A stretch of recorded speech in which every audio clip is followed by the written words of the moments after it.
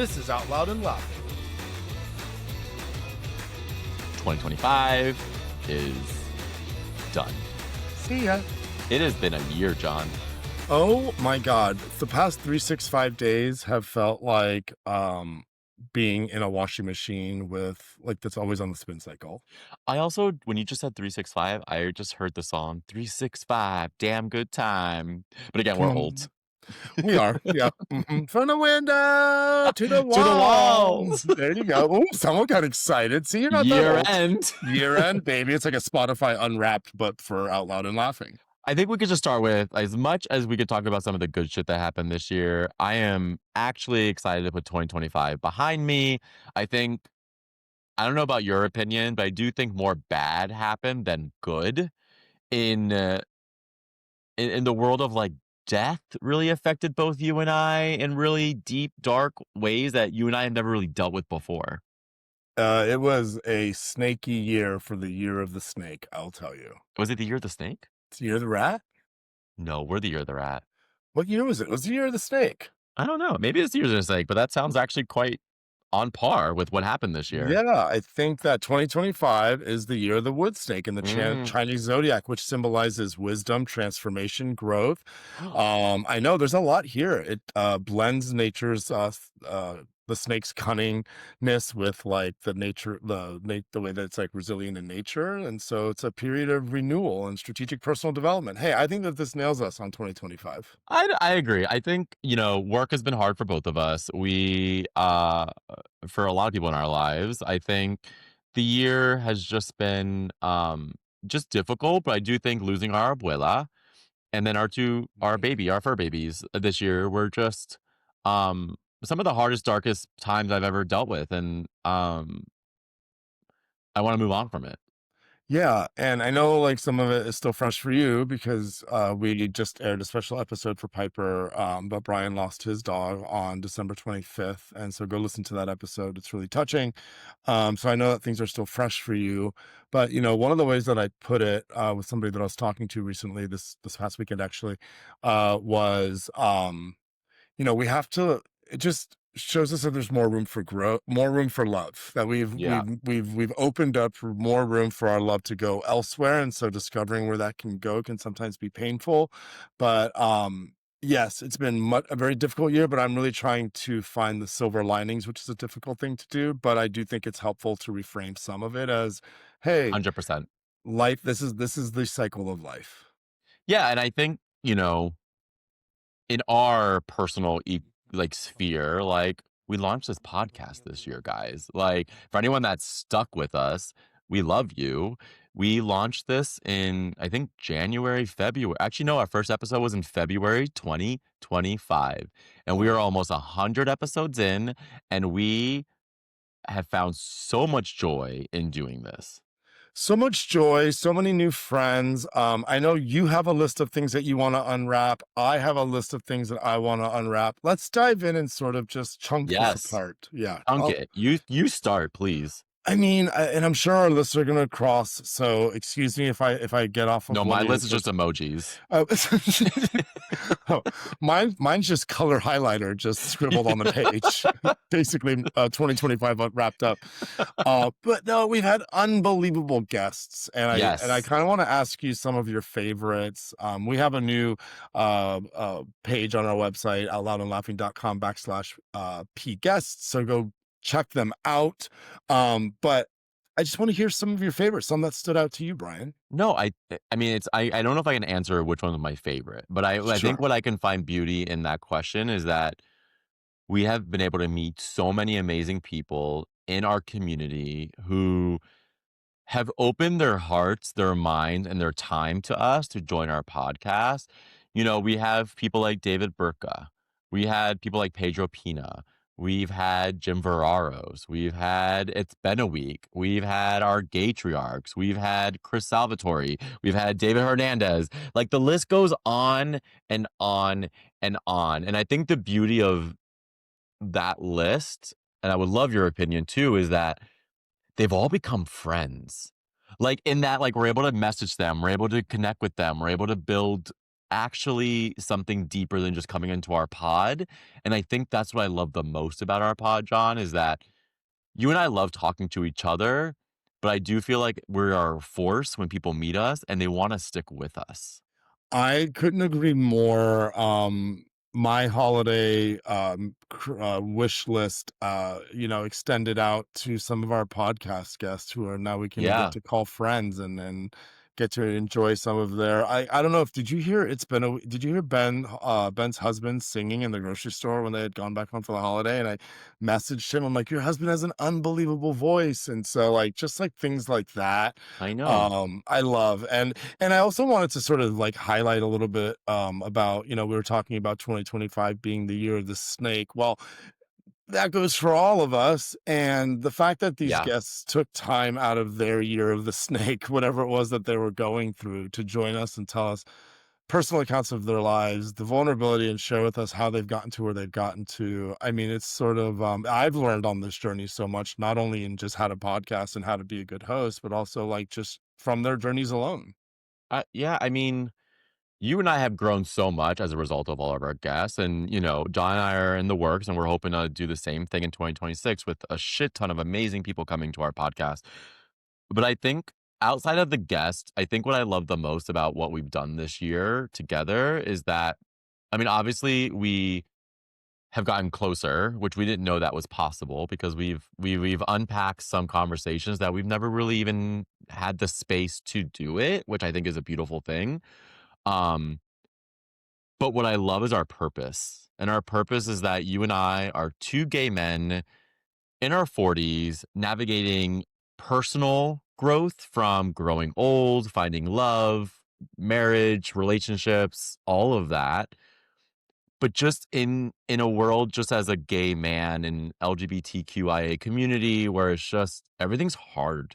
And you and I have created a space where I hope in the coming year and 2, 3, 4, whatever, that we can continue the conversation and make sure that people, if they want to hear a perspective from our community, that we are a place where they can find honesty, transparency, and removing of the rhetoric and just understand where our hearts are and how some of these decisions are affecting us as humans. We basically took two girls, one cup, and turned it into two gays, one couch. I love Yeah, that. I yeah, love, but you know. am I shitting on the couch? Brian, we're getting older, so and the future's grim for Listen, everybody. Depends. If you want to sponsor this, we are Yeah. in. We will wear your Depends for brand partnership. Honestly, we can get ahead of it and be like, depends in your 40s. Like, it's could be the new thing, y'all. But it's true. I think you're right. Like you make a joke, but it's like we were on my couch this year and we wrote letters to our 12-year-old self, and next year we'll probably write our letters to like our 16-year-old selves. And that actually might be a little different, to be honest. And so what I love is that you and I completely took a barrier down and just said, this is us. Take We it create if you we want it. create we created our own world, and we allowed a space for people to come into it, and they've surprised us by wanting to be part of it too. I think that it would be negligent to not bring up the fact that we've also been surprised by some of the people that we've had the pleasure to work with, and also people who have come to us to work with us, and so I mean, you talk about guests too, and like we had Chris Salvatore, like I said, we had Robbie, we had a good girlfriend of mine, Gigi, who's an amazing director. We've had like even more recently old colleagues of mine like Jason and Daniel. Like it's so rewarding. Like we're not looking to bring on like the most famous people. We want them, don't get me wrong, but like you and I find such good conversation in anyone, and I love that about us. I think Jim said it really well when we were talking about setting up spaces and normalizing advocacy for other gay men who are creating space for either art or conversation Yeah. or vulnerability. And I feel like that's sort of like where my North Star goes with this podcast, because outside of us learning so much about each other, understanding that like there's actually value in allowing people to speak up their stories, like someone's going to hear it and they're going to resonate, and it might save their day or it might save their week. And I think, bringing community together is so important. And in this platform, for me, somebody who has struggled with things like addiction and Mhm. loneliness and depression and anxiety and things like that, like understand and having conversations with guests like Brian Spitolnik and Yes. Caitlin Strauss, Miss Bouvier and Brian Rosenberg, like all of these people who have like talked about like families and like sexual wellness and like mental wellness and, just bringing your authentic self to your performance or whatever it is that you do, like all of these themes have sort of like helped me get through 2025. And I've Yeah. seen you too. I've seen you grow that way too. It's beautiful. Well, and just taking these guests on and helping support them as they become friends of ours. Like, I mean, you think about our very, very first guest with Broadway Husbands and Oh, the journey that they've been on recently, which, shout out to Broadway Husbands, support them, go fund me, like go support them because they supported us and they're going through it and we need to rally around our people. And so again, I'm so happy of you and I are both very social people and we both have had our networks. I think what I love most about this is we're building a network together. And that's something mm. beautiful about that, right? Like these are people that we're bringing in to meet you and I together. And I think that's where we always found our strength was being able to rely on each other. And I don't want to give that up. It's so funny when we talk about like wrapping up the year. There's so much that we can sort of like break apart and say how it could have been better. But, one thing that I've really enjoyed in terms of like you and I coming together, and I'm not sure that I've even spoken to you about this before. So this is kind of coming off the sleeve, off the chest, and sort of in real time. I've always seen you and I as like two different islands in the same Mhm. ocean. And I know that we've had the ability to create our own beautiful sort of worlds, but like you just said, like bringing those two together, overlapping them, and then seeing what has netted out of this like new collaboration has been sort of wild, right? Like Yes. I can't even, I look back on this year, I'm like, we did all this. I know. And if this thing takes off, you're stuck with me. Like we're a duo. And I hate to spoiler alert, if it doesn't take off, you're also stuck with me. Either fucking way. Either way. So, we talked a lot about our guests. I know you still have a list over there. I am going to ask you eventually, like, sort of some episodes that stood out to you. Yeah. But I'm interested to hear what you have on your Before list. we do that, I just wanted to recap the year, John, and just get Yeah. your take because I feel like when these someone told me when I had kids, like the days are long, but the years are short. And I think Mm, it's true because, like, I'll rattle off some things that happened this year in the world, and you'll be like, fuck, yeah. Like the wildfires in LA. fuck yeah. That happened. And that happened in like January, February. Like that felt so long ago.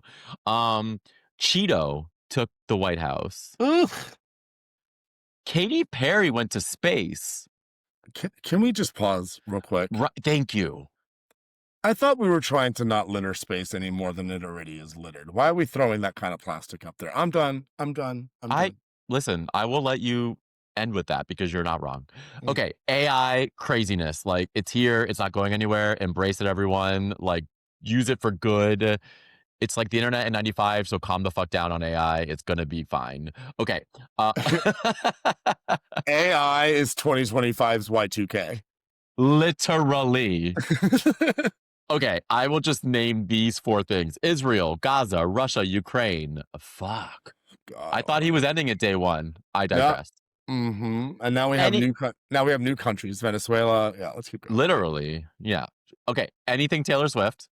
All Taylor Swift, marriages, proposals, new albums, Disney Plus. She Out took it loud and over. laughing, not caring. Okay, Yeah. moving on. Okay, K-pop Demon Hunters came out of fucking nowhere. That is all you. That is all me. It's in my household. I listen to it on repeat. Yeah.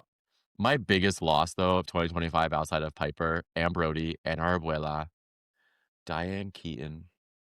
Let's take a moment. You had to go there? I had John, I watched The Family Stone twice this holiday season within a couple days. I made Adam watch it with me, who has never fucking seen it before, which I thought was an atrocity. So I made him sit there and glued his eyes open. Is it?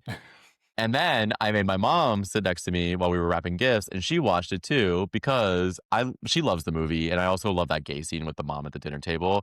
And then we always pause it. She looks at me and she goes, "I just need you to know that I love you." And so it's always a good moment, and I love Yeah. it. And so between that and the homage to Diane, Do you know, I recently saw an interview with the girl who played the lead in Father of the Bride, oh, Diane Keaton, okay, a Diane yes, Keaton movie, yeah, and it was her first feature film. yep, So that was like Steve Martin, that oh was yeah, yeah, Diane Keaton, 90s. And she uh was telling a story about how they film the movie and how they film movies generally, and sometimes like like the person that you're doing the lines with won't be there, like they're just shooting your parts. yes, And so she said that Diane Keaton was such like a mom on the set, and like always tried to make sure that everybody was so comfortable that one night, and because it was her first feature film and she was like a nobody actress, they would push all of her shots to like the end of the day yeah. on her schedule, and Diane Keaton would stay and run her lines with her on film. And like it just goes to show like those little things that you do in your life at the end of your life when you're no longer around are the things that people remember the most. As somebody always told me, people may not always remember what you say, but they'll always remember how you made them feel. And I like to take that with me. So, Diane Keaton was literally you and I combined together. She loved the mm. gays, she loved red wine, and she loved weed. She did. She was such an advocate for weed. Literally. Literally, if you combined us, we'd be Diane fucking Keaton. Diane Keaton is our spirit animal. Maybe Diane Keaton also is a good mix between Brody and Piper. Maybe she'll make 2026 a better year. Let's all pray hail to the Mother Queen Diane Keaton. What else do you got, John? Oh my gosh. Well, I wanted to end with 2025 and the gay Mm, media heated rivalry. Brian, I'm only mentioning it because my feed will not stop. okay. The other day, somebody put on their Facebook, does anybody else finally feel or suddenly feel the urge to go buy a cottage? And that's all I'm gonna say because I'm not gonna spoil anything. But Brian, go watch it. I If y'all know. haven't seen this, it's on HBO. It's called Heated Rivalry. It's about the Canadian hockey team, and there are two gay lead hockey players who are like in this like love triangle together. And you want to talk about watching the Family Stone and pausing the scene about the mother and the son coming out, like I will. I heated watch. rivalry. It's New Year's fantastic. resolution.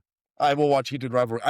Guys. I've been like sort of like annoying Brian about it, so I might have He to has. glue your eyes open to I've watch been a it. little busy killing my dog. I understand. Yeah, that takes a lot of time. Okay, what else did you want to ask me? So interested in what you felt like what episode did you walk away from this year? I Ooh, think I have an idea, but what episode did you walk away from this year feeling sort of impacted? And that could be in any way possible. Like it could be a positive reaction, a negative reaction, something that like mine for me was a 12-year-old letter thing. I think that that was like a really yeah. I think that one like stands out for me, but I'm just interested like was there a conversation that we had or something that like touched you differently? I think before I answer that, I think what I take away from episodes that we did this year was the ones that we failed. And I mean that in the ones that you and I recorded and they never got released because we were learning this year and we were trying to figure out how to do things. And there are some episodes that John and I did that we were so excited to release and never made it. It's And just that's the re okay. yeah. And that's Yeah, okay. it is. Um, but what I think what I love the most I love the 12-year-old letters to ourselves. I think that's good. And we talked about our guests. I think a lot of the episodes that we had with guests were super impactful. I think what I loved about some of our episodes were some of the very first episodes that we had because I think what it was is they were topics that were very top of mind and we just kind of got right into it and they weren't good. They weren't polished, but they were us. And I remember we filmed our first 5 or 6 episodes in my family room, living room, because you came up. And even that was probably a bad idea now knowing with microphones. Yeah. So, but it's us and we learned it and we did it and it ignited something in us that said we want to do more of this. And there's Ye something pretty in that. yeah, now that you mention it, like if I had to sort of re-answer that question, every time we get off the horn or get off the Mhm. phone, you and I both say this to each other. It's always something, it always ends up being like the therapy we didn't know we needed. Yeah. The growth that we've shown over the course of the year, be it in our technical skills in putting a podcast together, and then also like how to sort of put content together has also been Yeah. an interesting journey to watch. And the Um, energy we get. yeah. Oh, We walk away happy. it's like going to the gym times 2 because you didn't expend that much energy. Yeah. It, like, gives you this boost of, like, "Okay, I did that today, and that makes this day better." Okay, so if we had to sort of approach this as a your year in audio, right? Okay. Um, what did you spend most of your emotional energy on this year? Was it like gay advocacy? Did you feel like it was parenting? Did you feel it was political? Did you feel it was an even mixture of everything? Like, where do you feel that you spent the most time mentally? That's a really hard question because I spend a lot of time in many places, like, mentally, because I like to wear a lot of hats, as you know. I think this year I spent a lot of time, supporting my family, Mm-hmm. which is important, Mm-hmm. emotionally, growth-wise, making sure they were safe and Mm-hmm. happy and they were growing. I think I did spend a lot of time working. Um, this year, I think it was crazy because the administration has made companies work harder because it's just people are losing contracts, as you have experienced. People are feeling the pressures of having to just meet demand of things, and people are losing jobs. So I spent a lot of time worrying about if I'm the one bringing in, like, if I'm the sole breadwinner at the moment because the world's hard and it's been hard for Adam. That's been a lot of stress. But I also make sure I find pockets of growth and learning and happiness. And again, this podcast has been one of those places where I've put probably a good 30 to 40% of my energy. And I think you might agree with that. It's been time well spent. I love it. I have 2 more questions for you in my sort of like Brian Unwrapped of this year, but like, who is a celebrity influencer or who's a celebrity or an influencer, I guess I should say, that sort of dominated your mind, dominated your psyche this year? Who was that? That's a really good question. Mm, I don't I'm not influenced by people. And I say that I don't follow celebrities on Instagram. I make it a point to not. Like, I don't know why. I don't. Um But what I do love from a celebrity or from an influential person, especially for me personally, is Pete and Chastain. mhm, mm, And I love them because they're gay, mhm. but I love the resiliency of Pete rebounding after leaving the administration and doing good, which we were trying to get them on the podcast. We really Yeah, are. But I think entrepreneurs. I love them because of what they stand for, what they're fighting for. And so I have done a lot of looking towards that direction. Love that. Okay, my last question, in this unwrapped or wrapped up rather, I should say, moment. Um, when you're like listening to audio, you can mute it, right? Like you can just like Yes. stop it, you could mute it. Is there like a habit or a person that kept replaying all year that you just wish you could have muted? Ooh, well, easy answer is Trump. Uh, But I didn't even think about that, even though it's very obvious. But I mean, I think that's easy everyone's answer is answer to some Trump. degree.